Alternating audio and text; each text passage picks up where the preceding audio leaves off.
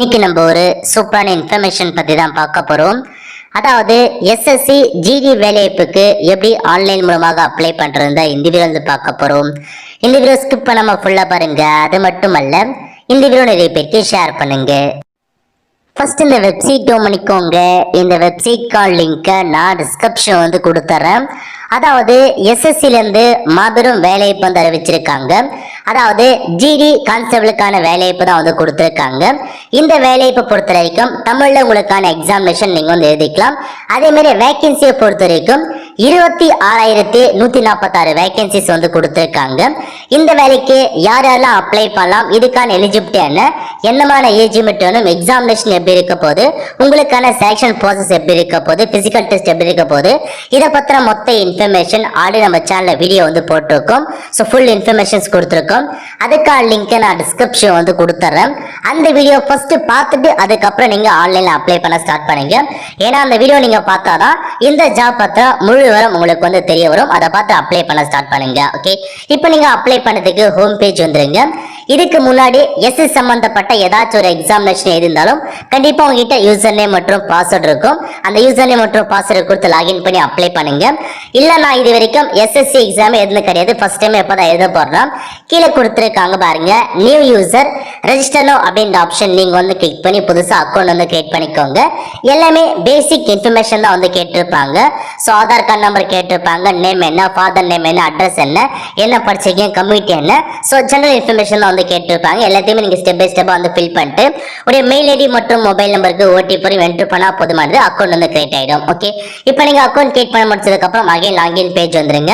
இதுல user name கேட்டிருக்காங்க, உங்களுக்கு புது யூசர் நேம் கண்டிப்பா வந்திருக்கும். அந்த யூசர் நேமா டைப் பண்ணிக்கோங்க.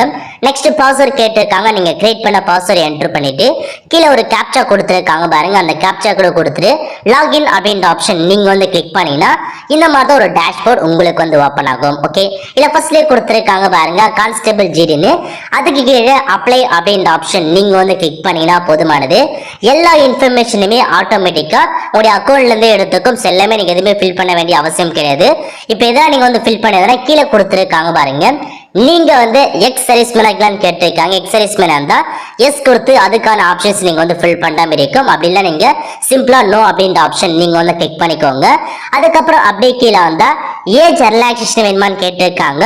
உங்களுக்கு ஏஜ் ரிலாக்ஸேஷன் தேவைப்படுது, நீங்க எஸ் கொடுத்து உங்களுக்கு ஏஜ் ரிலாக்ஸேஷன் அதிலே வந்து காமிச்சிடும். அந்த ஆப்ஷன் நீங்க வந்து செட் பண்ணலாம். வேற நீங்க நோ அப்படின்ற ஆப்ஷன் நீங்க வந்து கிளிக் பண்ணிக்கோங்க. ஓகே, அதுக்கப்புறம் உங்ககிட்ட என்சிசிக்கான சர்டிஃபிகேட் இருக்கான்னு கேட்டிருக்காங்க. என்சி சர்டிஃபிகேட் தான் என்ன மாதிரி ஸ்டேட் வச்சிருக்கீங்கன்றத ஃபில் பண்ண மாதிரி இருக்கும்.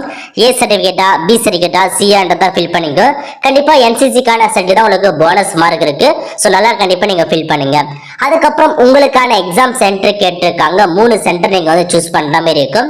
தமிழகத்துல ஒரு 7 டிஸ்ட்ரிக்ட் வந்து கொடுத்துருக்காங்க. உங்களுக்கு நியரஸ்டா எந்த டிஸ்ட்ரிக்ட் இருக்கோ அதை நீங்க வந்து செட் பண்ணிக்கோங்க. மொத்தமா வந்து 3 சென்டர் வந்து செட் பண்ண போறீங்க. சென்னை, கோயம்புத்தூர், மதுரை, சேலம், திருச்சிராப்பள்ளி, வெள்ளூர்ன்ற மாதிரி உங்களுக்கு நிறைய டிஸ்ட்ரிக்ட் கொடுத்துருக்காங்க. திருநெல்வேலி கொடுத்திருக்காங்க. 3 சென்டர் செட் பண்ணிக்கலாம். ஓகே, அதுக்கப்புறம் உங்களுக்கான எக்ஸாம் எந்த மீடியத்தில் எழுத போறீங்கன்னு கேட்டிருக்காங்க. தமிழ் வேணா நீங்க தமிழ் மீடியத்தில் உங்களுக்கான எக்ஸாமினேஷன் நீங்க வந்து செட் பண்ணிக்கோங்க. வெரிஃபை பண்ண சொல்லியிருக்காங்க. அகைன் நீங்க தமிழ் அப்படின்ற ஆப்ஷன் நீங்க வந்து செட் பண்ணுங்க. தமிழ் வேண்டவங்க தமிழ் கொடுத்துருக்காங்க, இங்கிலீஷ் ஆட்டோமேட்டிக்கா வந்துடும். அதுக்கப்புறம் ஸ்டேட் கேட்டிருக்காங்க. இதுல போயிட்டு நம்ம வந்து தமிழ்நாடு அப்படின்ற ஆப்ஷன் நம்ம வந்து செட் பண்ணிக்கலாம். அகைன் வந்து பார்த்தா தமிழ்நாடு அப்படின்றத நீங்க வந்து செட் பண்ணிக்கோங்க. அதுக்கப்புறம் உங்களுக்கான டிஸ்ட்ரிக்ட் கேட்டிருக்காங்க பாருங்க. இதுல போயிட்டு உங்க டிஸ்ட்ரிக்ட் எதுவோ அந்த டிஸ்ட்ரிக்ட் நீங்க வந்து செட் பண்ண மாதிரி இருக்கும். வெரிஃபைல போயிட்டு திரும்ப அதே டிஸ்ட்ரிக்ட் நீங்க வந்து கொடுத்துக்கோங்க. ஓகே, சோ கொடுத்ததுக்கு அப்புறம் மீதலையுமே வந்து பார்த்தா ஆப்ஷன் வந்து ஹைட்ல தான் இருக்கும். அதெல்லாம் நீங்க எதையுமே வந்து ஃபில் பண்ண தேவை கிடையாது. எந்தெந்த ஆப்ஷன்ஸ் ஓப்பன்ல இருக்கோ அதை மட்டும் நீங்க வந்து ஃபில் பண்ணா போதுமானது. ஓகே, சோ அதுக்கப்புறம் அப்படியே நீங்க வந்து கீழே வந்தீங்கன்னா உங்களுக்கான ப்ரிஃபரன்ஸ் வந்து கேட்டிருக்காங்க. போஸ்டிங்கான ப்ரிஃபரன்ஸ் வந்து கேட்டிருக்காங்க. ஏன்னா இந்த ஜிடி வேலைவாய்ப்பை பொறுத்த வரைக்கும் பல்வேறு வகையான போலீஸ் போஸ்ட் வந்து வேலைவாய்ப்பு வந்து அறிவிச்சிருக்காங்க. இப்போ நீங்க கீழே இருக்க பாருங்க போஸ்ட் டீடைல்ஸ், அந்த ஆப்ஷன் நீங்க வந்து கிளிக் பண்ணவே உங்களுக்கு என்னமான போஸ்டிங் தெரிய வரும். அதாவது உங்களுக்கு வந்து பார்த்தா பார்டர் செக்யூரிட்டி போர்ஸ்ல வேலைவாய்ப்பு கொடுத்திருக்காங்க. Central industrial security forces, central reserve police forces, Sashastra Seema Bal கொடுத்திருக்காங்க, அசாம் ரிலீஃப் கொடுத்திருக்காங்க, எஸ்எஸ்எஃப்ல அடிச்சிருக்காங்க. இந்த மாதிரி ஒரு 6 வகையான போர்ஸ் வந்து உங்களுக்கான வேலைவாய்ப்பு வந்து கொடுத்திருக்காங்க. உங்களுக்கு எந்த போர்ஸ்ல ஃபர்ஸ்ட் வேலைவாய்ப்பு தேவைப்படுதோ அதை நீங்க ஃபர்ஸ்ட் ப்ரிஃபரன்ஸா வந்து கொடுக்குற மாதிரி இருக்கும். அதே மாதிரி செகண்ட் செகண்டா எந்த ஃபோர்ஸ் உங்களுக்கான வேலையை பத்தி தேவைப்படுதோ அதை செகண்ட் ப்ரிஃபரன்ஸா வந்து கொடுக்குற மாதிரி இருக்கும். போஸ்ட் கோடு கொடுத்துருக்காங்க. இதுல போயிட்டு ஃபர்ஸ்ட் எது வேணுமோ அந்த போஸ்ட் கோடு கொடுத்துருக்காங்க. செகண்ட் எந்த ஃபோர்ஸ் வேணுமோ அதுக்கான போஸ்ட் கோட செட் பண்ணுங்க. தேர்ட் எந்த போஸ்டிங் வேணும், ஃபோர்த் எந்த போஸ்டிங் என்ற மாதிரி நீங்க ஆர்டர் வைஸா உங்களுக்கான போர்ஸ் நீங்க ப்ரிஃபரன்ஸ் கொடுத்துக்கோங்க. இது வந்து அதிகபட்ச வேலையை வந்து கொடுத்துருக்காங்களோ, எந்த ஃபோர்ஸுக்கு அதிகபட்ச வேலையை கொடுத்துருக்காங்களோ அதன் அடிப்படையில் உங்களுக்கான ஃபோர்ஸை நீங்க ஆர்டர் ப்ரிஃபரன்ஸ் கொடுத்துக்கோங்க. வெரிஃபைல போயிட்டு மேல என்ன கொடுங்களோ சேம் அதே மாதிரி கீழே நீங்க மென்ஷன் பண்ண மாதிரி இருக்கும். எதையுமே வந்து மாறக்கூடாது. ஓகே, ஸோ ப்ரிஃபரன்ஸை மட்டும் கரெக்டாக நீங்க மிஸ்டேக் இல்லாத கொடுத்துருக்காங்க அதிகபட்ச வேகன்சிஸை பொறுத்து. அதுக்கப்புறம் உங்களுக்கான ஹையஸ்ட் எஜுகேஷன் குவாலிஃபிகேஷன் கேட்டிருக்காங்க. நீங்க அதிகபட்சமா என்ன டிகிரி முடிச்சிருக்கீங்க, யூஜி படிச்சிடலாம், பிஜின்றத நீங்க அதிகபட்சமா என்ன படிச்சிருக்கீங்களோ அதை நீங்க வந்து ஃபில் பண்ணா போதுமானது. அதுக்கப்புறம் இந்த ஜாப் பொறுத்த வரைக்கும் 10th பாஸ் பண்ணா போதுமானது. ஸோ 10th ஸ்டாண்டர்ட் அப்படின்ற ஆப்ஷன் நீங்க வந்து செட் பண்ணிக்கோங்க. செட் பண்ணிட்டு 10th இன்ஃபர்மேஷன்ஸ் கீழே நீங்க வந்து ஃபில் பண்ண மாதிரி இருக்கும். ஸ்டேட்டஸ் பொறுத்த வரைக்கும் பாஸ்டு அப்படின்ற ஆப்ஷன் நீங்க வந்து கிளிக் பண்ணிக்கோங்க. மீதி எல்லாமே ஆட்டோமேட்டிக்கா அக்கௌண்ட்ல இருந்து எடுத்துக்கும். அதுக்கப்புறம் பர்சன்டேஜ் கேட்டிருக்காங்க, 10% என்டர் பண்ணிட்டு அதுக்கப்புறம் கீழே 27 இன்ஃபர்மேஷன் கொடுத்துருக்காங்க பாருங்க.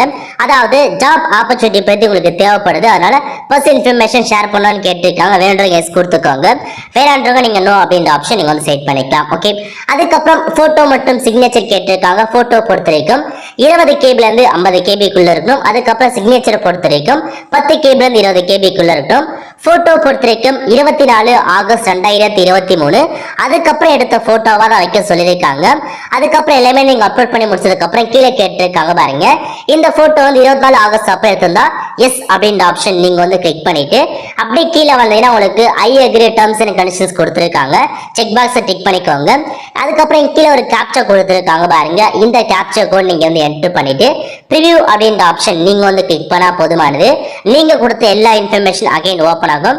எல்லாமே கரெக்டாக இப்போ நீங்க வந்து செக் பண்ணி பார்த்துக்கோங்க. எடிட் பண்றதா தான் எடிட் மாடிஃபை கொடுத்து எடிட் பண்ணிக்கலாம். அதுக்கப்புறம் எடிட் பண்ண முடியாது. எல்லாமே கரெக்டா இருக்குன்னா பக்கத்துல இருக்கு பாருங்க சப்மிட் அப்படின்ற ஆப்ஷன் நீங்க வந்து கிளிக் பண்ணா போதுமானது. சப்மிட் பண்ணவான்னு கேட்கும். ஓகே அப்படின்ற ஆப்ஷன் நீங்க வந்து கிளிக் பண்ணீங்கன்னா உங்களுக்கான அப்ளிகேஷன் வந்து பார்த்தா சப்மிட் ஆயிடுச்சு. இதுக்கப்புறம் நீங்க பேமெண்ட் வந்து பண்ற மாதிரி இருக்கும். இப்போ நீங்க பிரிண்ட் அப்படின்ற ஆப்ஷன் நீங்க வந்து கிளிக் பண்ணீங்கன்னா இந்த மாதிரி தான் அப்ளிகேஷன் ஃபார்ம் உங்களுக்கு வந்து ஓப்பன் ஆகும். நீங்க பேமெண்ட் பண்ணிட்டு பிரிண்ட் கொடுத்தா அப்ளிகேஷன் ஃபார்ம் ஓப்பன் ஆயிடும். இப்போ நீங்க பேமெண்ட் பண்றதுக்கு எஸ் அப்படின்ற ஆப்ஷன் நீங்க வந்து கிளிக் பண்ணி இப்பயே பேமெண்ட் பண்ணிக்கலாம். இல்ல நோ அப்படின்ற ஆப்ஷன் நீங்க வந்து கிளிக் பண்ணி அப்புறமா கூட உங்களுக்கான பேமெண்ட்டை நீங்க வந்து பண்ணிக்கலாம். இப்போதைக்கு அப்ளிகேஷன் மட்டும் நம்ம வந்து சப்மிட் பண்ணியாச்சு. ஓகே, ஸோ இப்போ நீங்க வந்து பார்த்தா எல்லாமே பண்ணதுக்கு அப்புறம் பிரிண்ட் வந்து கொடுத்தினா போதுமானது. உங்களுக்கான அப்ளிகேஷன் இந்த மாதிரி தான் வந்து ஓப்பன் ஆகும். இந்த மாதிரி வந்துட்டாவே நீங்க அப்ளை பண்ணா கண்டிப்பா நீங்க பேமெண்ட் வந்து பண்ணி தான் ஆகணும். இப்போ நீங்க எப்படி வந்து பேமெண்ட் வந்து பண்ணலாம், நோ கொடுத்து நீங்க அப்புறமா கூட பேமெண்ட் பண்ணிக்கலாம். அகைன் லாகின் பேஜ் வந்துட்டு அந்த ஜாப்க்கு நேரம் மூணாவதா கொடுத்துருக்காங்க பாருங்க பேமெண்ட். அந்த ஆப்ஷன் நீங்க வந்து கிளிக் பண்ணா போதுமானது. ஸோ இந்த மாதிரி தான் உங்களுக்கு ஒரு பேஜ் ஓப்பன் ஆகும். ஓகே, இல்லை நீங்க ஆன்லைன்ல வந்து செட் பண்ணிக்கோங்க. 100 ரூபாய் நீங்க பேமெண்ட் பண்ற மாதிரி இருக்கும். சப்மிட் அப்படின்ற ஆப்ஷன் நீங்க வந்து கிளிக் பண்ணினா போதுமானது. ஸோ உங்களுக்கு பேமெண்ட் பண்றதுக்கான ஆப்ஷன்ஸ் எல்லாம் கொடுத்துருக்காங்க பாருங்க. எக்கச்சக்கமான ஆப்ஷன்ஸ் கொடுத்துருக்காங்க. பேமெண்ட் பொறுத்த வரைக்கும் பிசி, எம்பிசி, டிஎன்சி நீங்க மட்டும் தான் 100 ரூபாய் பேமெண்ட் பண்ற மாதிரி இருக்கும்.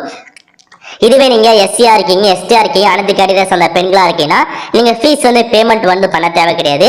ஃப்ரீயாவே இந்த வேலைக்கு நீங்க அப்ளை பண்ணிக்கலாம். ஓகே, ஸோ ஒன்ஸ் நீங்க பேமெண்ட் பண்ணி முடிச்சதுக்கு அப்புறம் அப்ளிகேஷன் ஃபார்ம் வந்துடும். அந்த அப்ளிகேஷன் ஃபார்மை நீங்க வந்து சேவ் பண்ணி வச்சுக்கோங்க.